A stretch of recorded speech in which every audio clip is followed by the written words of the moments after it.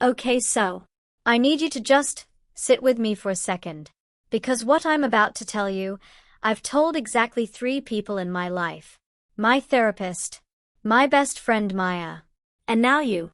And I'm only telling you because I think some of you out there, maybe right now, tonight, wherever you're sitting, you need to hear this story. Not because it's pretty. It's not. Not because it has a clean ending. It does. But it costs something to get there. But because somewhere in this story there's a version of you. Or your dad. Or someone you lost before you were ready to lose them. So just stay with me. Okay? Before I get into it, real quick, drop in the comments where you're watching from. I got people in Atlanta, Houston, Seattle, Miami.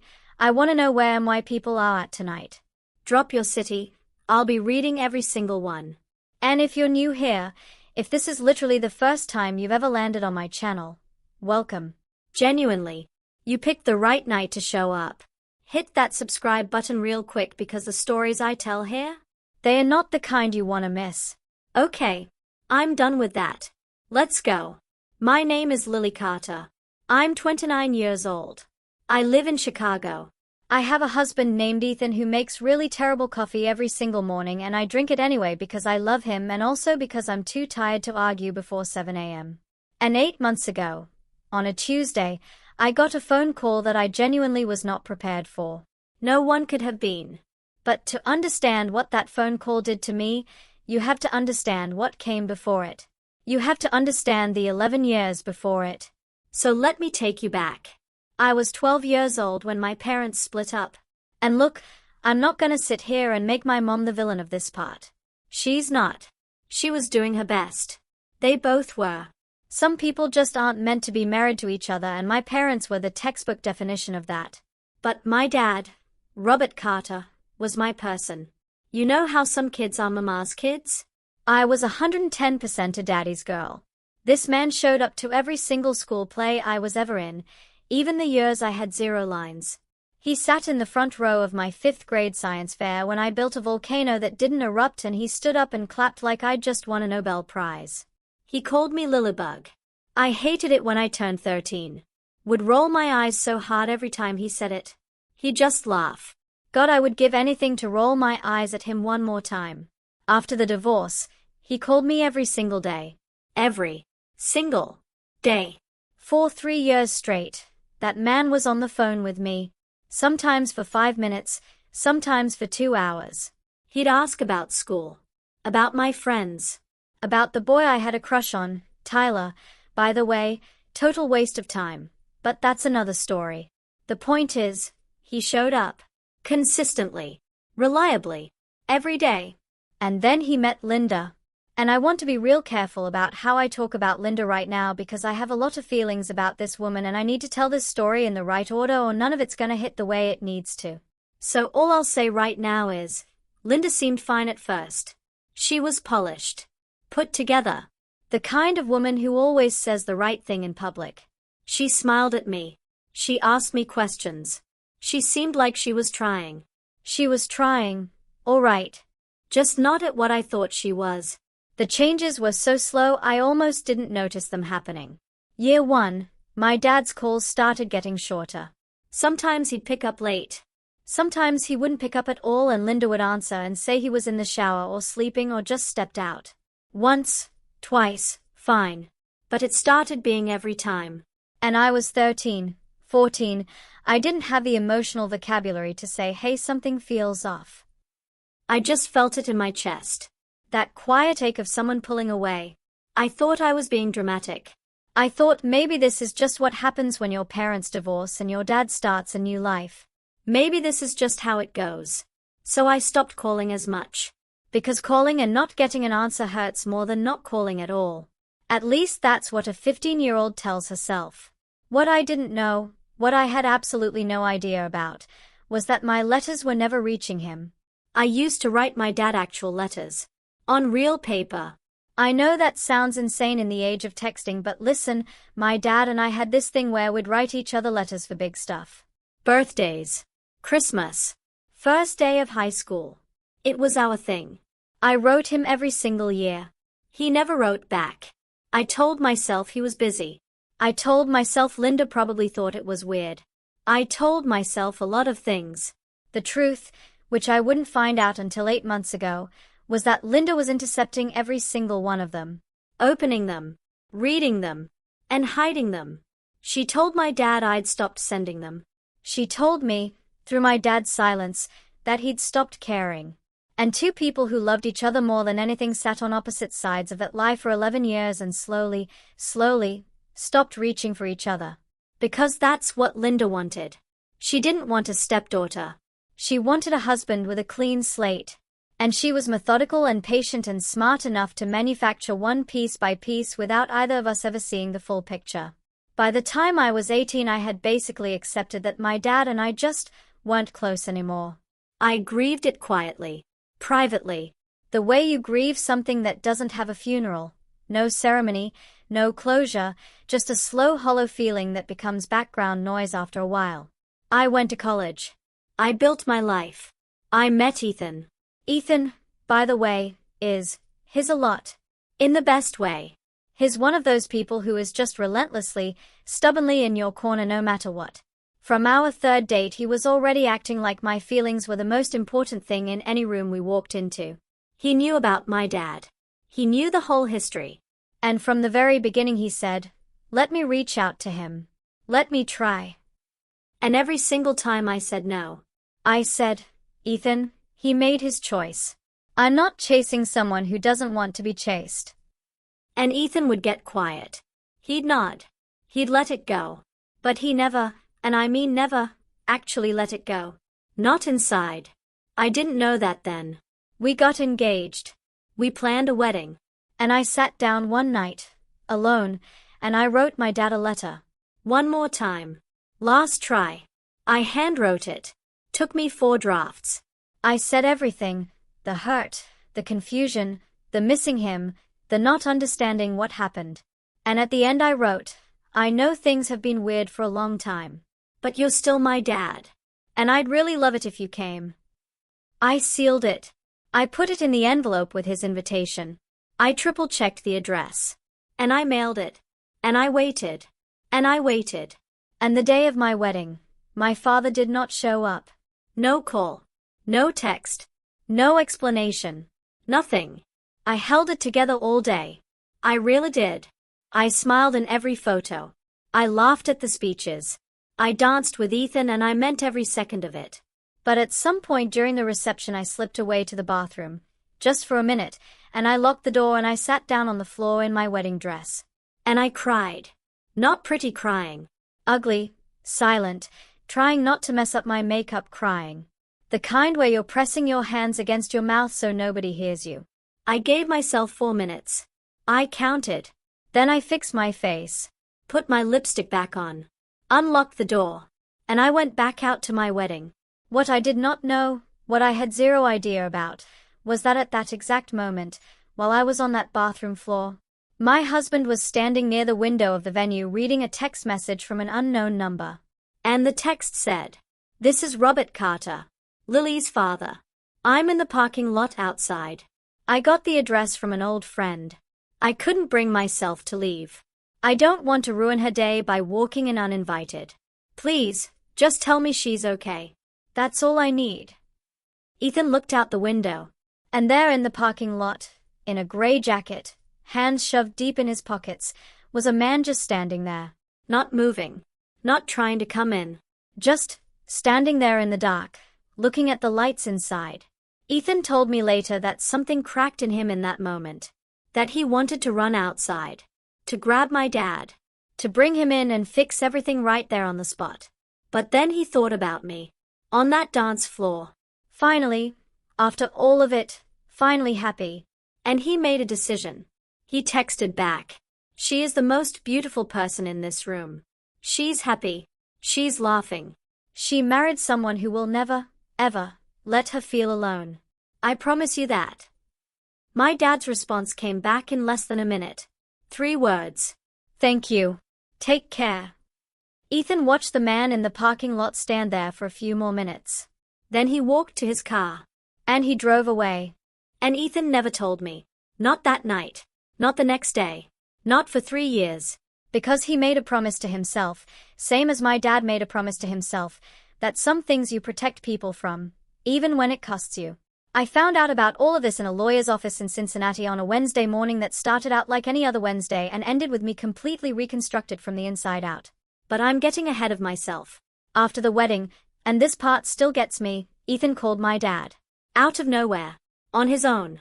Without telling me. Just picked up the phone and called the number that had texted him. He told me my dad answered on the first ring. Like he'd been waiting. They talked for 2 hours that first night. About me. About the years. About how stubborn I am. My dad apparently laughed and said she gets that from me. Tell her I'm sorry. About how to fix something that had been broken for so long neither person could even remember the original crack anymore. And then they kept talking. For 2 years. Ethan would text my dad when I got promoted. When I had a hard week. When I mentioned my dad in passing. Even once. Even just I wonder what my dad's doing. Ethan would quietly send a message. And my dad would write back. Sometimes he'd write letters. Actual letters. Give these to her when the time is right, he'd say. Ethan kept them all. He kept telling himself he'd find the right moment to tell me. The right moment never came. And then it was too late for a right moment. I was at work. Completely normal Tuesday afternoon. Phone rang. Unknown Cincinnati area code. Ms. Carter? This is James Holloway. I'm your father's attorney. I remember thinking it was probably something boring. Property thing. Legal whatever.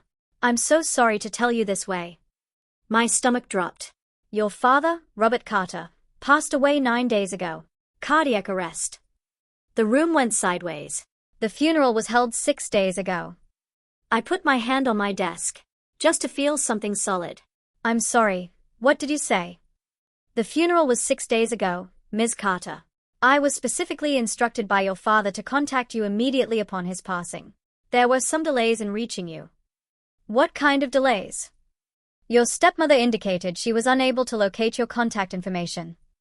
I almost laughed. I almost actually laughed out loud. Mr. Holloway, I said, very quietly, my phone number is the same number I've had since I was 19 years old. Silence on his end. I know, he said. And the way he said it, I knew he knew.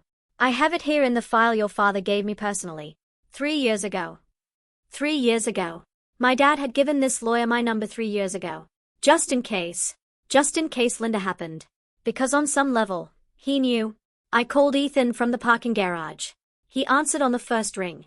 I said, my dad died. He said, I know. I'm already in the car. We drove to Cincinnati the next morning. The lawyer's office was nice. Quiet. The kind of place that smells like old wood and serious money. Linda was already there when we walked in.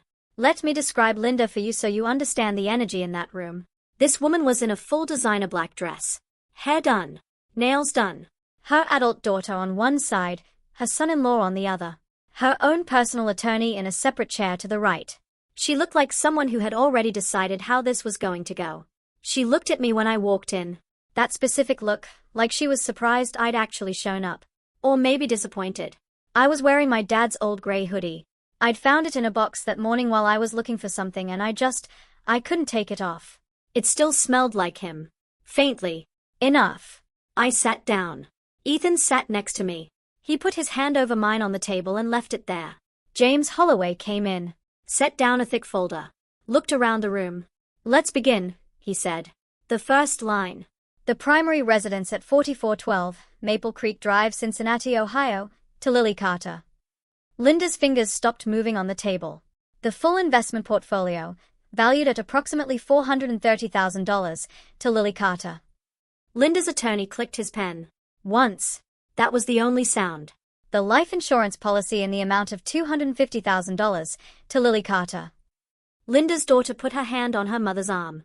The beach house in Savannah, Georgia, to Lily Carter. The room was so quiet I could hear the clock on the wall.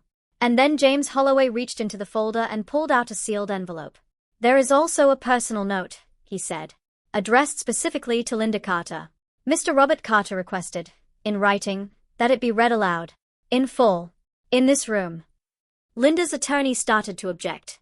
Holloway looked at him over his glasses. It's in the will. It's binding. He opened the envelope. And he read. Linda, you are smart. I'll give you that. Smarter than I was, for a long time. But not smart enough. I found the letters, the ones Lily sent that you hid in your desk. I found them in 2014. I found the call logs, the ones you deleted. But phones keep records in places you didn't think to look. I found those in 2015. And I found my daughter's wedding invitation, still in its envelope, never opened, in your coat pocket. That was 2021. I didn't say anything.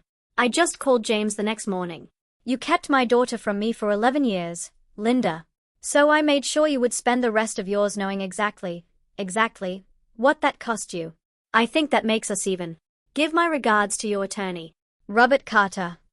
Linda didn't move. Her daughter started to stand up, voice raised, something about contesting, something about undue influence. James Holloway held up one hand. Mr. Carter anticipated that as well. Section 7, subsection C. Any legal challenge to this will result in the entire estate being redirected to the Children's Hospital of Cincinnati. In Robert Carter's name. And Lily Carter's name. Together. Silence. Linda sat back down. Her attorney closed his notebook. I looked at Linda for a long moment. This woman who had taken 11 years from me. From my dad. From both of us. She didn't look triumphant anymore. She looked old. And tired. And small. She contested anyway. Because of course she did. 8 months. Lawyers. Court dates. The whole thing. My dad had spent 3 years making sure she couldn't win. Every letter. Every intercepted call log. Every piece of evidence. Documented, notarized, filed. He had built an airtight case against her from the inside of their own house, quietly, over years. And he'd handed it to James Holloway before he died. The judge dismissed Linda's challenge in 4 minutes. 4 minutes. After court, Linda walked past me in the hallway. She stopped. Like she was going to say something. I looked at her and I said, and I meant every single word, he knew, Linda. The whole time he knew. And he still loved you enough to stay quiet until he had everything in order. That was the kind of man he was. That's the difference between the two of you. I walked away before she could respond. Back in the lawyer's office after the will reading, before the court stuff, right after that room, James Holloway slid something across the table to me. An old phone. Scratched up. Factory reset except for one thing. He recorded this 6 months ago, Holloway said quietly. When he got the diagnosis. He wanted to make sure you heard it regardless of everything. I looked at the phone. Then at Ethan. Ethan nodded. His eyes were already red. I put in my earphones. Pressed play. And my dad's voice came through. Lilibug. I stopped breathing. That's what I always called you. I know you hated it when you were 13. You'd roll your eyes so hard. Every time. I never stopped thinking it though. Not once. Not for one single day. I don't know if you'll ever hear this. I hope you do. I hope you're somewhere safe and warm when you hear my voice, and I hope it doesn't hurt too much. I need to say some things. First, the wedding. I was there. Did you know that? I was in the parking lot. I got the address from your old friend Kara. She always liked me, bless her heart. I drove 4 hours and I sat in that parking lot and I watched the lights through the windows of that venue for I don't even know how long. I saw you through the window. You were in your dress and you were laughing, really laughing, head thrown back, and you looked so much like your mother the first time I ever saw her that I had to sit down on the curb. I didn't come in. I was scared you didn't want me there. I was scared I'd make your day about something hard when it was supposed to be about something beautiful. But I met your husband that night. Not in person. He texted me. This man I had never met texted me from inside his own wedding reception just to tell me you were okay. That you were happy. I called him after. Did he tell you? We talked for 2 hours. I liked him immediately. Told him so. He's been telling me about your life. Did you know that? Every good thing. Every hard week. Every time you mentioned my name, even just in passing. Lilibug, I need you to not be too hard on Ethan for this. He kept my secret because I asked him to. Because I was too proud and too scared to reach out myself, and I asked this young man who barely knew me to carry something that wasn't fair to ask him to carry. That's on me. Not him. He loves you the way I always hoped someone would. Second thing. I found Linda's letters. I found everything. Every letter you sent me that I never received. Every call that was redirected. I want you to know something. Are you listening? Every single time you reached out, I would have answered. Every single time. You were never abandoned, baby. You were intercepted. And I am so sorry it took me so long to understand what was happening right inside my own house. I am so sorry I didn't fight harder sooner. I'm sorry for every year, every birthday, everything I missed. I missed your wedding, Lilybug. That one's gonna follow me. Third thing. And this is the one I really need you to hear. Riverside Park, Cincinnati. You remember the old bench by the oak tree near the duck pond? We used to go there on Sunday mornings when you were little. You'd bring the whole loaf of bread and I'd tell you that was too much bread and you'd ignore me completely and feed every single piece to those ducks. You were always so stubborn. God, I loved that about you. I went back to that bench. Every Sunday. For 11 years. Just in case one day you showed up. I left something for you there. Under the third plank from the left on the bench seat. Ethan knows where it is. I told him last year. Go when you're ready. There's no rush. But go. I love you, Lilybug. I love you so much it never once fit inside my chest right. And I'm sorry I let so much time pass before you knew that. I'm so sorry, baby. I'll see you at the bench. I don't know how long I sat there after it ended. I know Ethan was crying. I could feel it in how he was holding my hand, that specific way people hold you when they are trying not to fall apart themselves. I didn't cry right then. I couldn't. It was too big. The feeling was too big for tears in that moment. It sat in my chest like something solid and heavy and enormous. We drove back to Chicago that night. In the car, somewhere on the highway in the dark, I said, Ethan. He said, yeah. Tell me everything. All of it. From the beginning. And he did. He told me about the text in the parking lot. About the 2-hour phone call after. About 2 years of secret updates. About the letters he'd been keeping. About my dad's voice on the phone every few weeks asking, how is she? Is she good? Tell me something good about her. I listened to all of it without saying a word. When he finished there was a long silence. Then I said, you should have told me. Yes, he said. I should have. That wasn't your call to make, Ethan. No, he said. It wasn't. Another long silence. He asked you not to. He did. And you promised him. I did. I looked out the window at the dark highway. He was in the parking lot, I said. Not a question. Just saying it out loud. He sat on that curb and he watched you laugh through the window, Ethan said quietly. And he told me later it was one of the best moments of his life. Seeing you happy, even from the outside. I pressed my hand against the window glass. Cold. I said. I cried on the bathroom floor that night. In my wedding dress. Because he didn't show up. Ethan didn't say anything. He was 30 feet away. Yeah, Ethan said. And his voice broke on that one word. I didn't forgive him right then. I want to be honest about that because I think the cleaned-up version of this story where the wife immediately understands and forgives everything is a lie and you deserve the real version. I was angry. For a while. Not at my dad.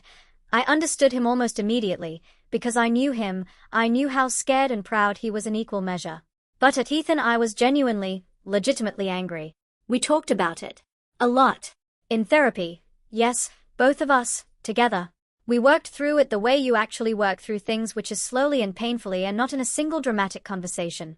What helped, what really helped, was when Ethan gave me the letters. 11 of them. One for every year. My dad had written me a birthday letter every single year we were apart.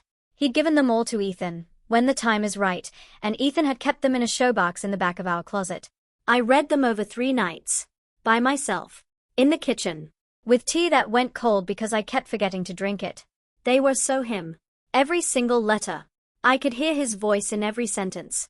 The way he'd go off on a tangent about something random and then circle back. The way he'd end everything with a terrible dad joke. The way he signed every single one the same way. All my love, always, Dad, Lilybug. The parentheses around Lilybug. Every time. Like he was sneaking it in. I read that sign off 11 times and I completely fell apart 11 times and I don't regret a single one. 3 weeks after Cincinnati, we drove back. Riverside Park. Early Sunday morning. The sky was that gray-pink color that happens right before it decides to be fully day. The bench was there. Old wood. The oak tree behind it dropping the first of its fall leaves. Ethan crouched down. Third plank from the left. His fingers found the edge of something tucked underneath. A small tin box. Rusted a little at the corners from years of weather. Inside, the letters. All 11. Copies. He'd made copies of the ones he'd given to Ethan. Kept the originals here. And underneath the letters, a photograph. Me and my dad. I'm maybe 7 years old. We're at that exact bench. I'm throwing bread at the ducks, practically the whole loaf, and I'm laughing this completely unhinged 7-year-old laugh, and my dad is looking at me with this expression that I can't describe it. I'll try. It's the face of someone watching the best thing that ever happened to them happen in real time. On the back of the photograph, in his handwriting, my favorite Sunday, my favorite person, save me a seat, Lilybug. And carved into the wood of the bench, right there on the top plank, something I hadn't noticed at first because it had weathered with the wood, 3 words. Reserved for Lily. No signature needed. I sat on that bench for a long time. Ethan sat next to me. Didn't say anything. Didn't need to. The ducks were there. Obviously. A whole crowd of them near the water. I didn't have any bread. But I sat there with my dad's photograph and his 11 letters and the sound of the water and the early morning quiet, and I talked to him. Out loud. I know how that sounds. I don't care. I told him I was sorry for the years I'd given up. He'd probably tell me those weren't mine to give up, that Linda took them. But I still felt the loss of them. I still wished I'd pushed harder, earlier, louder. I told him his cough/dad joke ratio had always been unacceptable, but I missed it anyway. I told him Ethan was good. That he was right about that. I told him I'd come back on Sundays. And I do. Not every Sunday. But enough. The bench is always there. And honestly, sometimes it doesn't feel empty. I know that's a lot. I know this was a lot. But I needed to tell it all the way through because the pieces only mean something together. The parking lot only hits because of the bathroom floor. The recording only breaks you because of the 11 years before it. The bench only lands because you know what it cost him to go there every single Sunday not knowing if she'd ever come. He went anyway. That's what love looks like sometimes.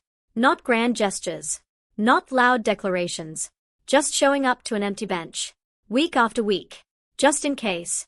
If you've ever felt like someone gave up on you, I hope this story makes you think twice.